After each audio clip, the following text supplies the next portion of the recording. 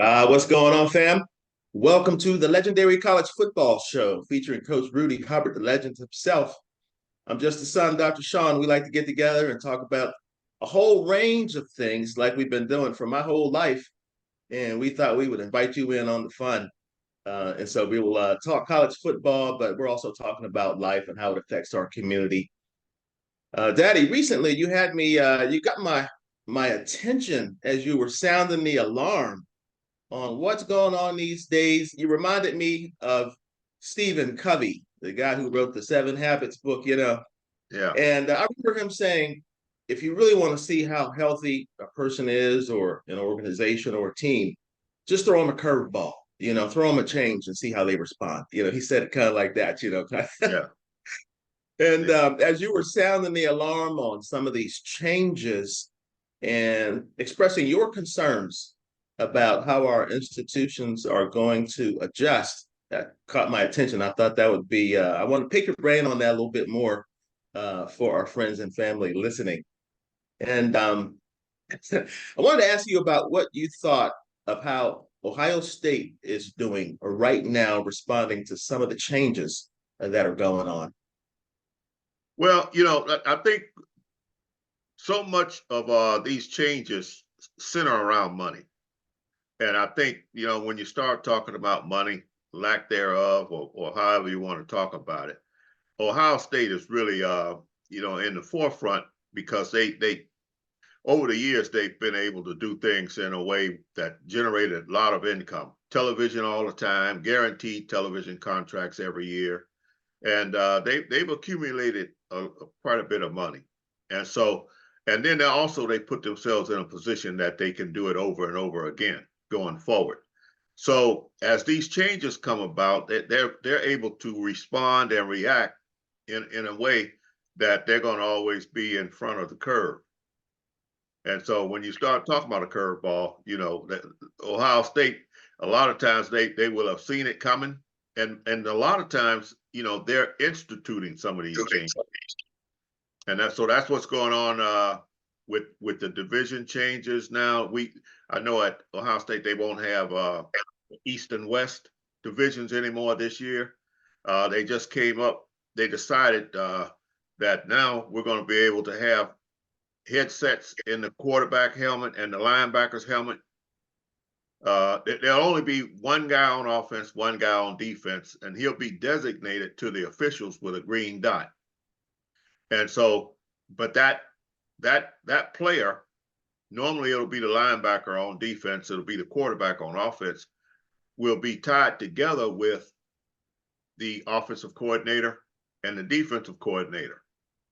And so, whereas when I was coaching, we had to run a player on the field a lot of times. So, and then it got to a point where coaches were signaling to these guys from the sideline. Well, we know what just happened. Michigan got to a point where they were able to steal the signals, and they went so far as to begin cheating and sending these guys who were good at signal breaking to the games, and then accumulate a certain number of games, they would have your signals. Well, now, because of that, they decided in the postseason that they would allow these helmets, but only one helmet. Okay, and so the rule is, I just checked it again earlier this morning. The rule is that you can have one player designated on defense, one player designated on offense, but then you are allowed this year to have 18 different computers on the sideline. Well, between the sideline, the press box, and so it used to be, because people don't realize how big it is in college football when you start talking about the hash marks on the field. A lot of people don't even look at that, okay? But now in pros, they've been doing this for like 10 years, having these headsets in the helmets. They have such a small hash mark, the difference, because they want to generate offense. In college, they're the same. It's divided into thirds. The field is divided into thirds. So if the ball ends up right on the hash mark, then you got to defend 2/3 of the field on one side each time that happens. And that sometimes means you got to have a different kind of player there. You know, I mean, it creates a whole lot of different strategies and everything you got to be aware of. And sometimes, but you know, it's just that you got to be able to make that adjustment money wise. And with now Florida A&M, it's going to be interesting to me to watch and see if we stay, you know, in front of the curve in that regard. But Florida and Ohio State has already made the adjustment. I had read about what they had done already, so they're going to be practicing this spring on using these headsets. They decided not to do it in the postseason, and so those are big changes, man. I mean, I can imagine what's going to happen, you know, with some of these guys who are really out front, like a guy like a Chip Kelly, who's really just designated. He was head coach at UCLA. Now he's just going to be offensive coordinator. He's just going to be able to just think about offense, period. No defense, no recruiting. And now he's going to have these headsets so he can talk right to the quarterback. So, I mean, this is going to be amazing. And I'm going to be interested to see how everybody else adjusts to those kinds of changes and those kinds of things.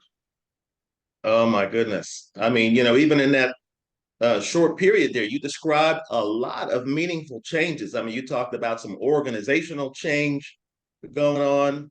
You talked about some technological changes going on, and you talked about some financial incentive changes going on. And of course, players having more leverage these days. So that's a change that is really, all of these changes are really dramatic, and they can potentially have dramatic, I mean, you know, it seems like they will have dramatic effects as we start watching these games in the fall. You know, we'll be looking at them then, but this is the input right now. So this sounds like a real critical moment. I can see why you were sounding the alarm. Yeah, everything's going to be, it'll be faster. You know, when I first came to Florida A&M, just so happened it timed up with a young man named Prince Henson. And Prince Henson was a guy who they had just started at Florida A&M a computer program. And he was in charge of that computer program. We came in when you start talking about hash mark, right hash mark, left hash mark, and we got MOF, F as in Frank, middle of the field, where that ball is placed. Okay, and so we would come in on Sundays and we would look at the film of the opponent coming up. Every play, we would see what play they lined up, where they lined up. Was it the left hash mark, right hash mark, how they lined up, middle of the field. We broke down every play. We would send it up to Mr. Henson, and then he had students come in. Now this would be on Sundays. He had students come in, and then by that Sunday night, we would have computerized what that team was doing. We were the only ones doing. We were doing that, and it was a long time before some of the other schools our competitors began to do that. Okay, we had jumped out ahead of everybody, and I had experience with that when I was at Ohio State. And so but we had the program, and Mr. Henson enjoyed doing it. He thought it was a great thing for his students, man. He was good at it, for them to come in on Sundays and everything. So, but that put us way ahead of the curve. Now it's going a lot faster, you know, and you know, you won't, because even then when we had the information, we knew what they were going to do at certain places on the field, we still had to communicate it. And so now you know, guys are going to be able to just talk through the phone. Oh my goodness. My goodness. Wow. So we got some major influencers. We're talking about finances, technology, and communication. Yeah. So if you go to play somebody and they got loud, you know, we used to have to take a lot of loud noise when we were going to play somebody who had their band playing all the time, you know, so we can communicate. We would then have to practice with loud noises on the practice field. And we'd have it turned up so loud until we had to make sure our quarterbacks could hear and the players could hear, because we were way ahead of the game, man. We were changing plays on the line and stuff like that. So we had to make sure we could hear. Well, when that coach can talk right to the quarterback, and then he can give him tips. You know, well, hey, tell the left tackle, you know, that guy lines up inside. We have been watching and practicing with him lining up on the outside. You know, he's giving him tips. This thing is getting ready to get really, really interesting.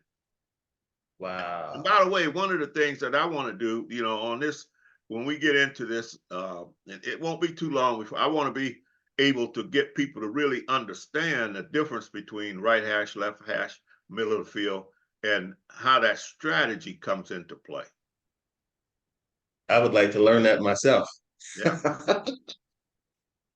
All right, cool. We have to get that set up so we can learn. Yes, sir. And so that's what's going on up north in Division One.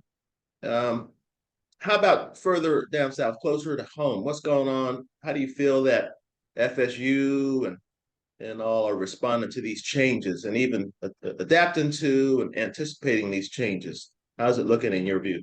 Well, you know, I want to kind of focus on them as we get rolling. You know, I mean, Okay. FSU, FAMU, Ohio State, FSU, because, and really what they're doing, FSU is really putting a lot of energy into trying to go to the Big Ten. They're trying to leave the ACC and get into the Big Ten. What we're talking about is a lot of money. You know, we're talking about the TV contracts and everything that goes with it. And I was just listening on their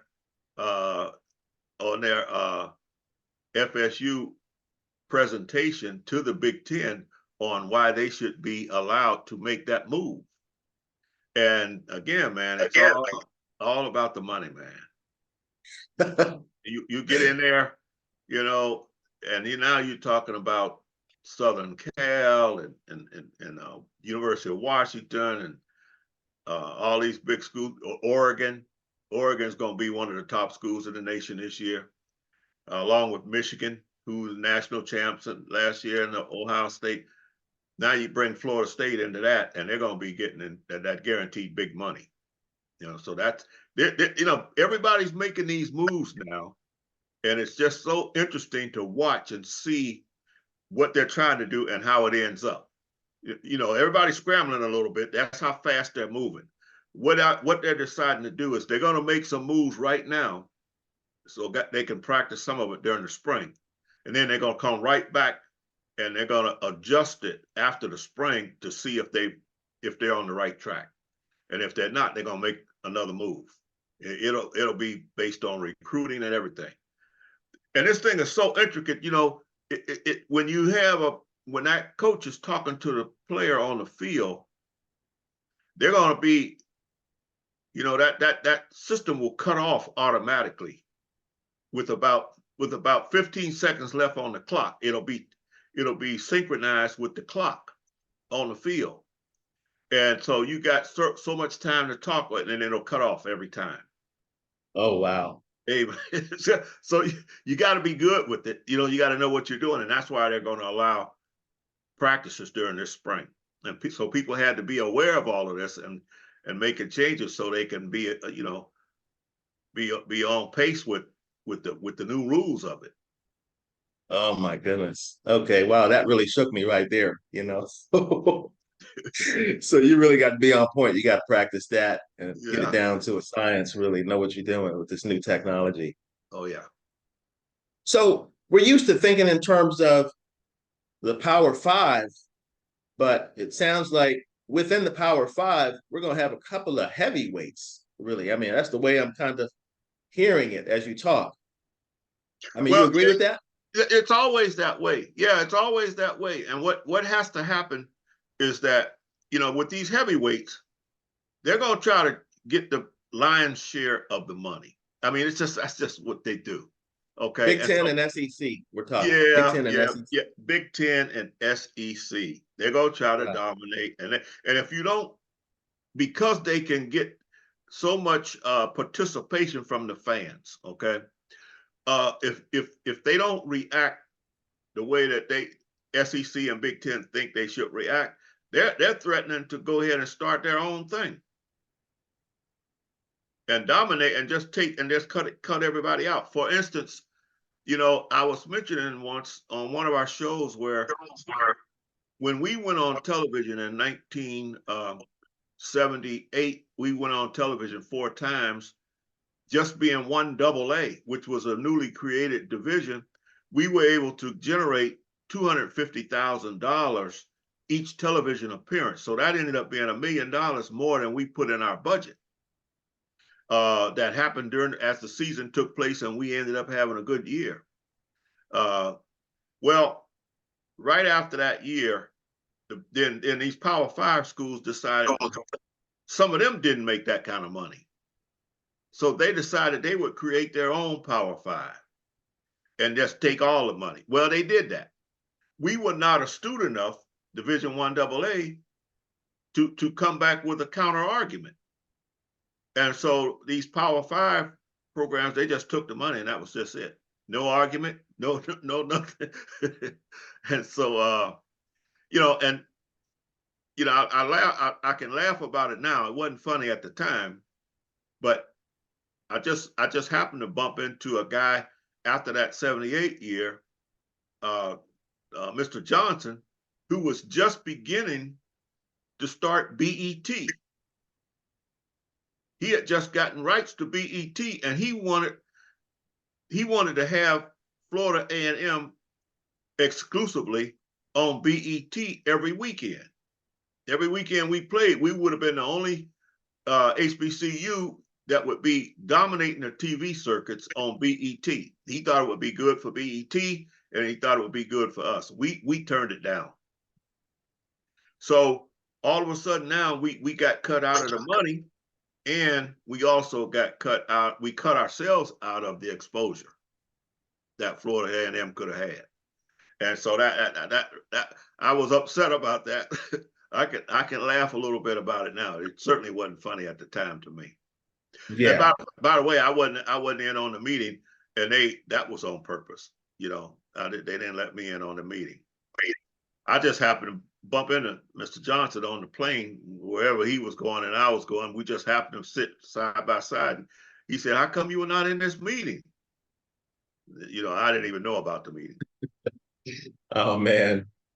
Yeah. But Wow. anyway, So, but those are big changes, again, that yeah. took place, and we just got the short end of the stick in both cases. Yeah. Yeah. So it sounds like you've been watching and a part of it, in various amounts, enough to see us get our lunch taken from us, and then sometimes we're giving our lunch away. That's a good way to put it. That's a good way to put it. That's exactly what happened, man. Sometimes we're just giving it away. That's correct. Hey, I want to tell you this. I was just joking with Coach Cozy, because during the process of his being hired, it did appear as if he would not get a chance. There was a period there where it appeared that he was just cut out of the process.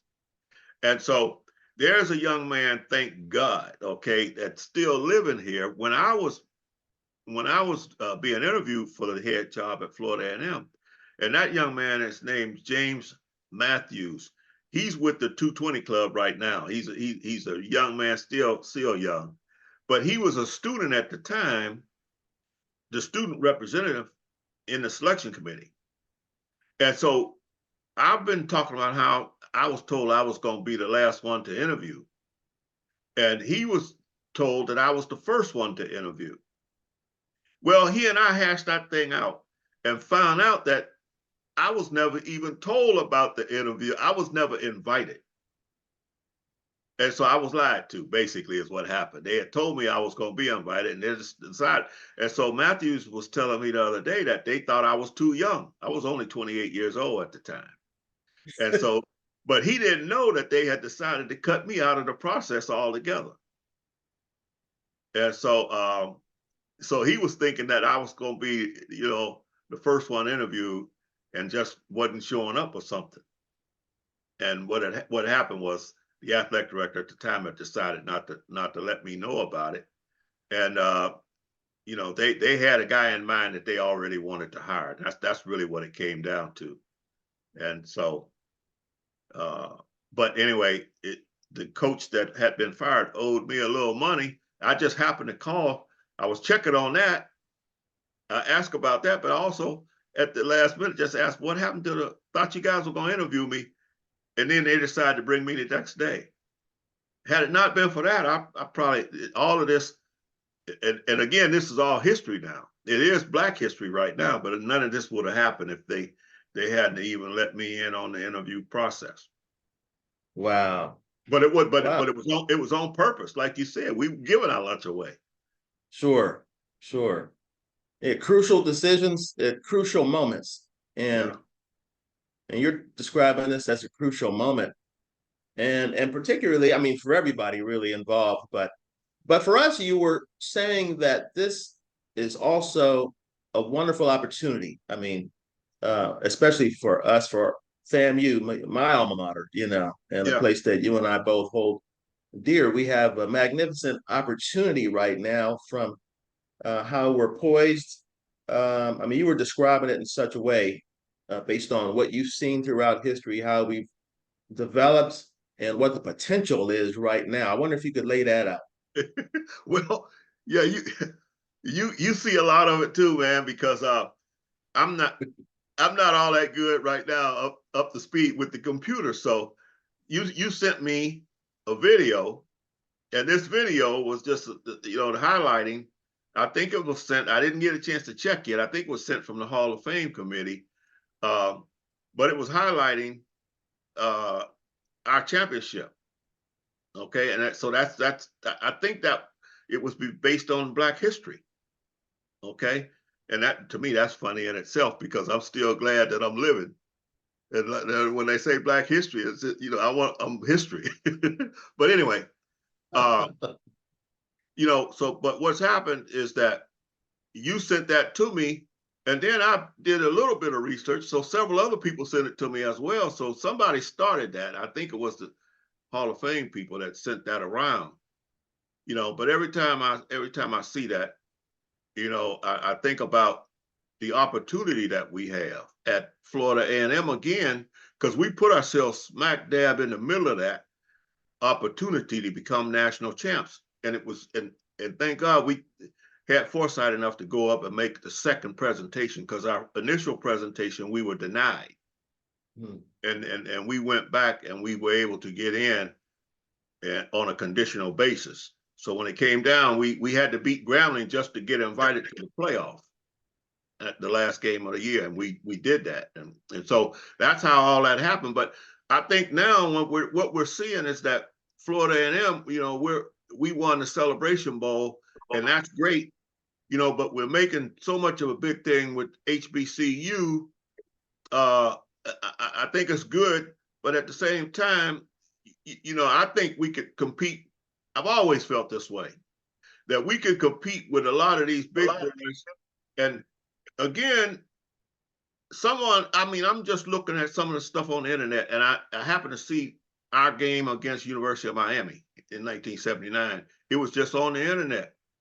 And I watched that game again. During the season, I didn't have time to do it because we had Tennessee State, and I think we played Morris Brown the next week. So I would be on to the next game.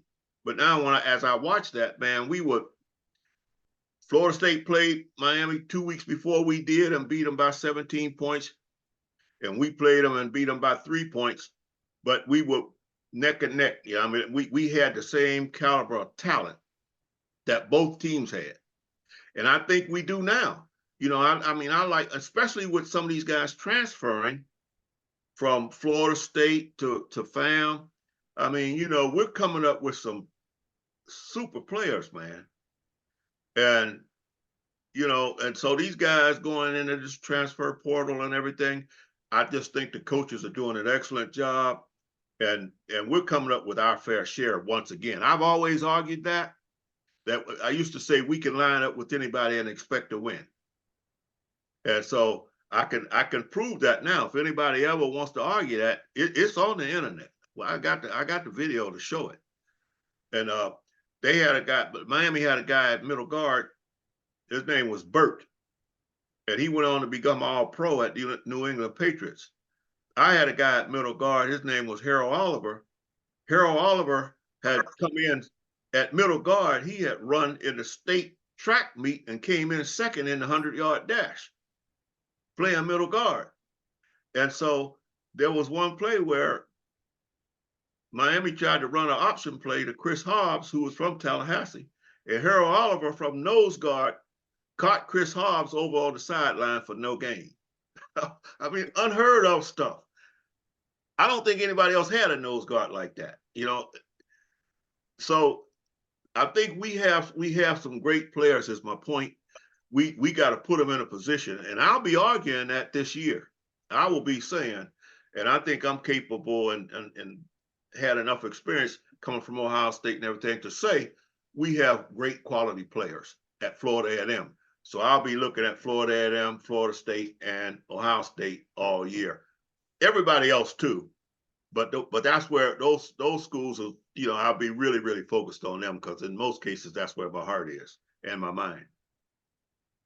Right. That's a interesting set of points there you made, and it reminds me of when Deion went to Jackson State, and a lot of us were excited because we wanted to see HBCUs move to another level. And what you're saying is that, we did that before, and FAMU was on the verge, like we're there now. But this is a crucial moment to really usher in.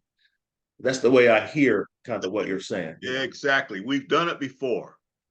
And we didn't get a chance to take full advantage because we just had our feelings about it.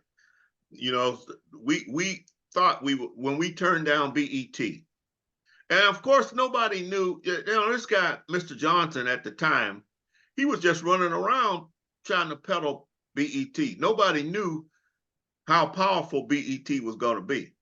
If anybody ever looks at his story, he talks about how he was trying to get a loan to start the BET, and someone had told him how important it would be if he could get a football team to be a part of it. We were that team. It was that time. We had just come off of being national champs. It was just that time it matched.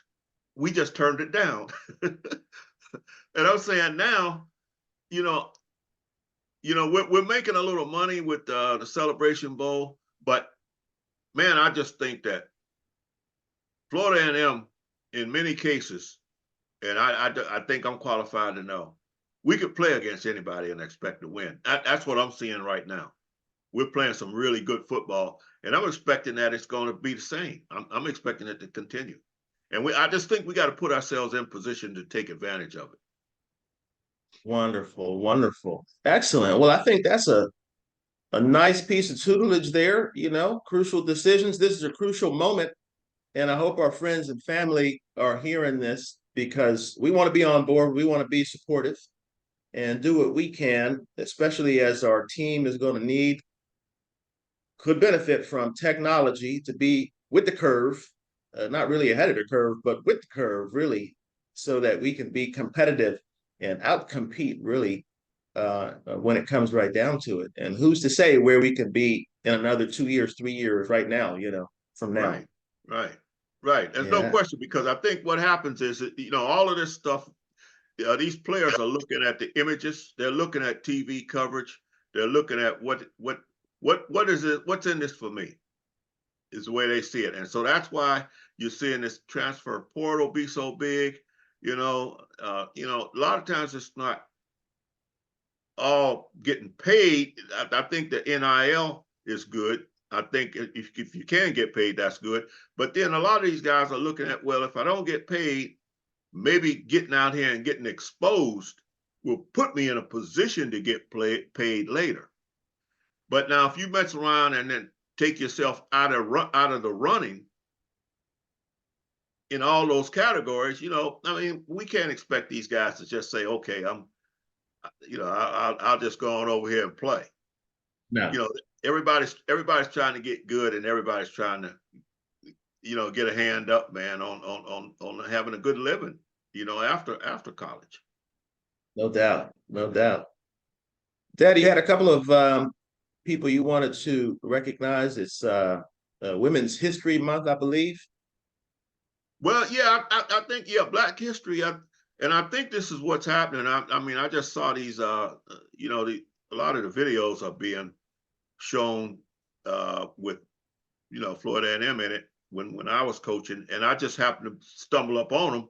But I know our athletic director, Tiffany Dawn Sykes, she went on ESPN, and I thought that was a great thing. I wanted to congratulate her on that. Did a good job, and Coach Veronica Wiggins, Coach Veronica Wiggins, man, she's been an awesome coach, man. In softball, women's softball, they just named the field after her, and well, she deserves every bit of it because she was with that program, outstanding person, and did an outstanding job.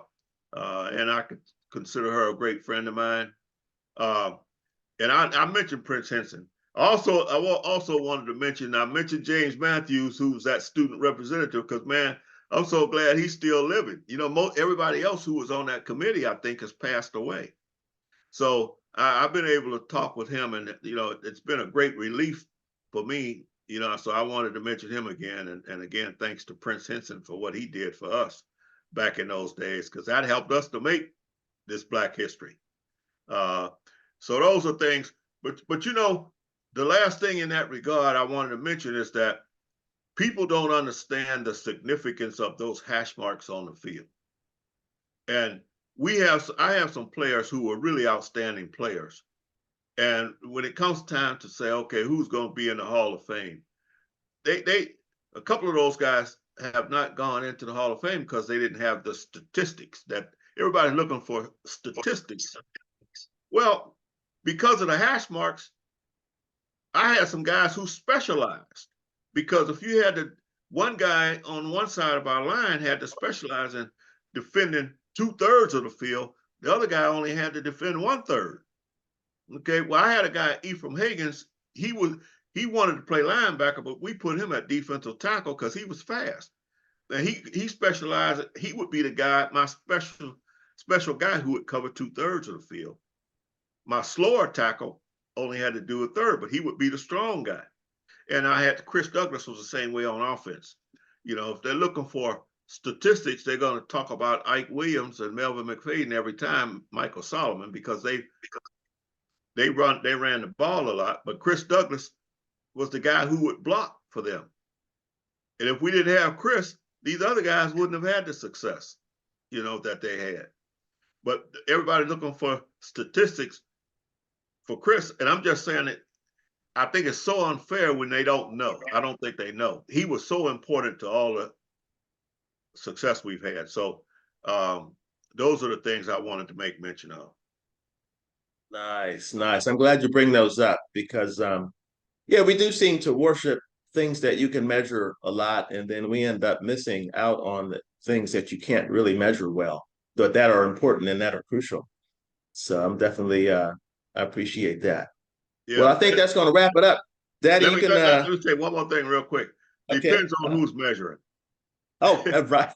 Yeah, because if they don't know the difference between hash marks, okay, then the measurements are going to be skewed because they don't even know that. They don't even know how important it is. I think they should give the coach a little more, or ask, and then they could probably do a better job of measuring. But yeah, good point. Yeah. Right. Yeah, I appreciate that. And we're going to learn about hash marks for sure. And I'm looking forward to you teaching us that. Yeah. And the significance when we start looking. The rest of us fans are looking and watching these games and cheering, saying we're number one. We'll see why. We're number one. There you go. There you go. Fabulous. Well, thanks so much for joining, everybody. We enjoyed this just as much as you did. We always do this anyway. We're going to be doing this multiple times a week, and then we jump on here on Sunday and turn the camera on and invite you guys. We appreciate your presence and your input. We appreciate your comments and your likes, and I see people sharing, and it has generated a significant amount of discussion this discussion too. We appreciate those. The whole idea is to get you involved and to share with you and to get your input also. So we appreciate that. We look forward to seeing you next week. And things are always changing, and we're just tailoring the discussion to match what's going on to keep you current and to stay current ourselves. So have a great rest of the week, guys. Until then, keep winning. Take care. All right, Daddy. All right, see you later.